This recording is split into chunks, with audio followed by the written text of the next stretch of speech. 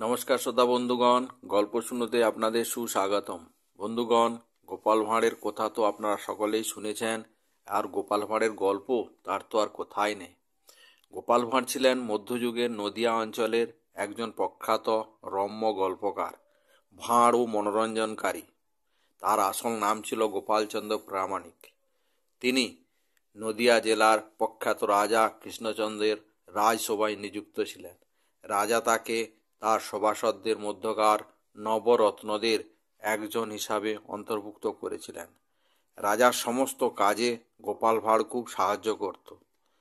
আর আজকের গল্প গোপাল ভাঁড়ের একটি মজার কাহিনী নিয়ে। কাহিনীটির নাম ভূতের উপদ্রব। তাহলে এবার শুরু করা যাক। তার আগে আপনাদের কাছে অনুরোধ, যদি এখনও আমাদের গল্প শুনোর সদস্য না হয়ে থাকেন তাহলে আজই চ্যানেলটি সাবস্ক্রাইব করে বেল আইকনটি ক্লিক করুন। তাতে করে প্রত্যেকটি নোটিফিকেশান সবার আগে আপনার কাছে পৌঁছে যাবে। এবার তাহলে শোনা যাক। রাজা কৃষ্ণচন্দ্রের দরবারে রাজবৈদ্য নিয়োগ দেয়া হবে। দেশ দেশান্তর থেকে চিকিৎসকরা এলেন যোগ দিতে সেই প্রতিযোগিতায়। চিকিৎসকদের মনের মধ্যে একটা প্রশ্ন, কার নিযুক্তি হবে। আর রাজা কৃষ্ণচন্দ্র গোপালকে দায়িত্ব দিলেন চিকিৎসকদের নির্বাচনের। গোপাল খুশি মতে বসলেন তাদের মেধা পরীক্ষার তদারকি করতে। তারপর বললেন, আপনার চিকিৎসালয়ের আশপাশে কোনো ভূতের উপদ্রব আছে? জি হ্যাঁ, একজন চিকিৎসক বললেন, প্রচুর ভূত। ভূতের অত্যাচারে ঠিক মতো চিকিৎসা পর্যন্ত করতে পারি না। দিন দিন ওদের সংখ্যা বাড়ছেই বাড়ছে।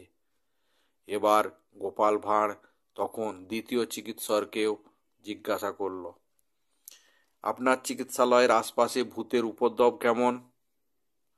দ্বিতীয় চিকিৎসক বলল, আশ্চর্য, আপনি জানলেন কিভাবে? ওদের জ্বালায় আমি অস্থির হয়ে গেছি।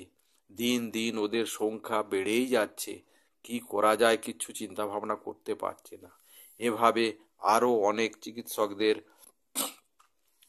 ভূতের উপদ্রবের কথা জিজ্ঞাসা করতে আরম্ভ করলো। সবারই একই কথা মুখে আসছে যে ভূতের উপদ্রব প্রচুর, তাদেরকে ঠিক করা যাচ্ছে না, আর তাদের সংখ্যা দিনকে দিন বেড়েই যাচ্ছে। এভাবে হবার পর লাস্টে একজন চিকিৎসককে জিজ্ঞাসা করলেন যে আশেপাশে ভূতের উপদ্রব আছে? তার মধ্যে একজন চিকিৎসককে পাওয়া গেল যার কোনো ভূত সংক্রান্ত ঝামেলা নেই। গোপাল তাকে রাজবৈদ্য নিয়োগ করে দিলেন। পরে দেখা গেল ওই চিকিৎসকই সেরা হয়ে উঠেছে রাজ দরবারে। রাজাও খুশি গোপালের উপর, গোপালকে পুরস্কার দিলেন। তারপর একদিন রাজা গোপালকে জিজ্ঞাসা করলেন আর তার রাজবৈদ্য নির্বাচনের কথা। তখন গোপাল বললেন, আজ্ঞে মহারাজ, দেখুন সবার চিকিৎসা কেন্দ্রের আশপাশে ভূতের উপদ্রব শুধু বাড়ছে আর বাড়ছে। এর অর্থ হলো তাদের রোগীরা লাগাতার মারা যাচ্ছে, আর রোগী মারা যাচ্ছে বলেই ভূতের সংখ্যা বাড়ছে। আর যাকে নিলাম তার ওখানে কোনো ভূতের উপদ্রব নেই, অর্থাৎ তার রোগী একজনও মারা পড়ে না, ফলে তার অঞ্চলে ভূতের উপদ্রব বাড়ে না। এ কথা শুনে রাজা কৃষ্ণচন্দ্র অবাক হয়ে গেলেন এবং গোপাল ভাঁড়ের বুদ্ধির প্রশংসা করতে লাগলেন।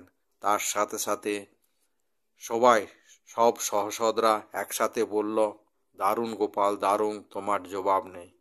তাহলে বন্ধুগণ, আজকের কাহিনী কেমন লাগলো আপনারা কমেন্টস করে জানাবেন। ভালো লাগলে লাইক করবেন এবং শেয়ার করবেন।